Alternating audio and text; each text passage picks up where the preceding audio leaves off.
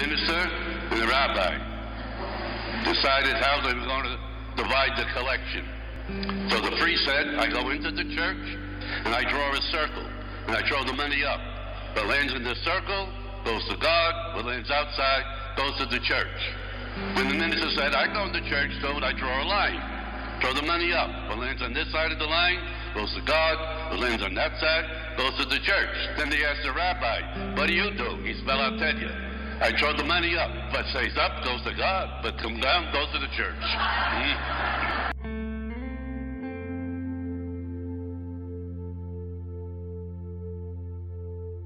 Every day, it always starts with a prayer. A priest's job is to answer God's cause and to give blessings to the people around him. Have I ever told you that there was a man that was more than a priest?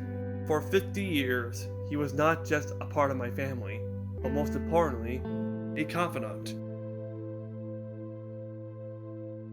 My first impression of Father Fred was a kind, gentle man, very devoted priest, and a wonderful sense of humor. He should have been a comedian. He missed his calling. He was just awesome. The minister came out and he said, is there anyone here in this congregation that has no enemies? Raise your right hand. Nobody raised the right hand. Then he said again, is there anyone here in this congregation that has no enemies? Raise your right hand. This old man in the back of the church raised his right hand. And the minister said, come down to the front. The old man came down to the front. And he said, how old are you? So I'm 95 years old. And you have no enemies? None. How come? They're all dead. I found him very friendly. He was very funny. He was very caring and supportive. And he was just a really nice, unbelievable person to know. Father Fred died on Good Friday, April 10th, 2020. He was a man that was always in people's hearts. He was a very positive, knowledgeable, friendly, professional man. Father Fred was one of the first few best friends I made.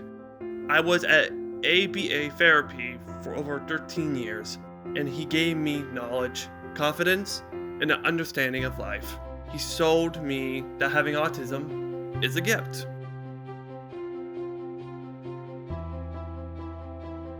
My fondest memory of Father Fred was his sense of humor. He always told a joke prior to the commencement of Mass, at a funeral to lighten up the sad situation. Always put a smile on everybody's face. He did help me out about 6 years ago,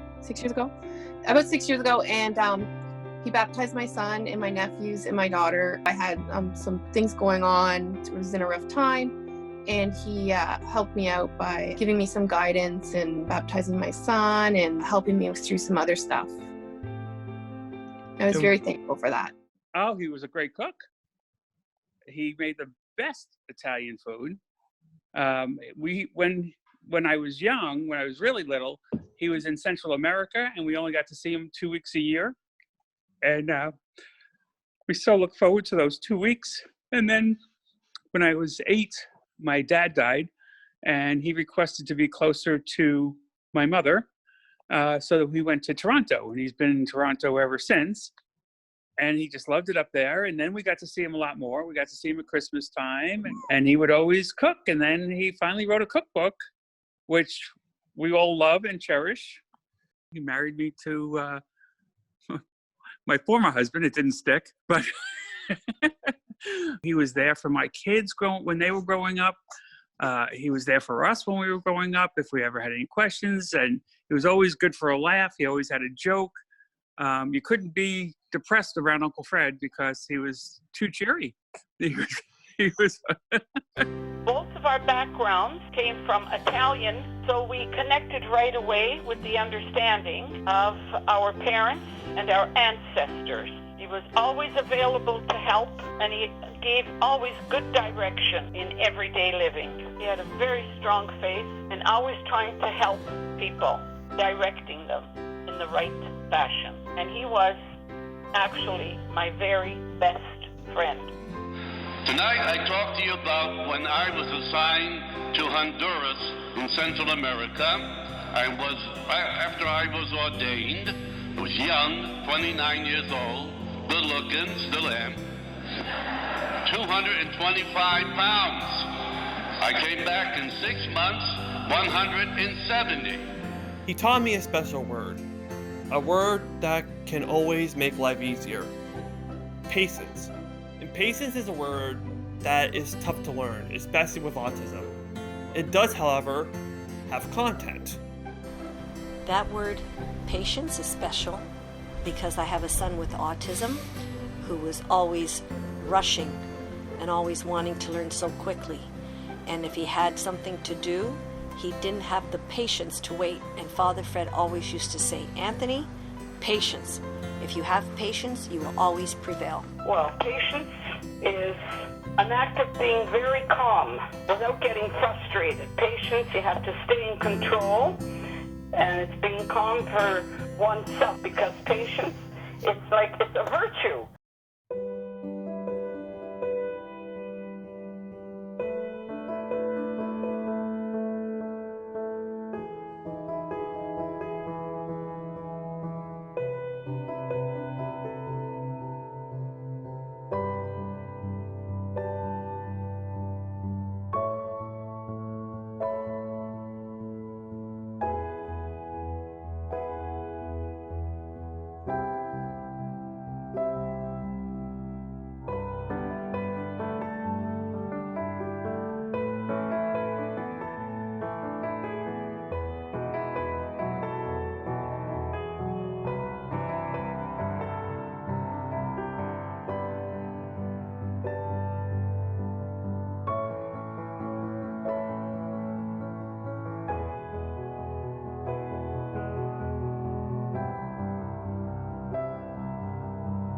I miss you every day, Father Fred.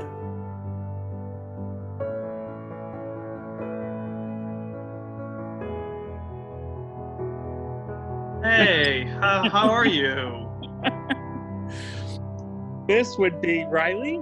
She is Father Fred's great niece.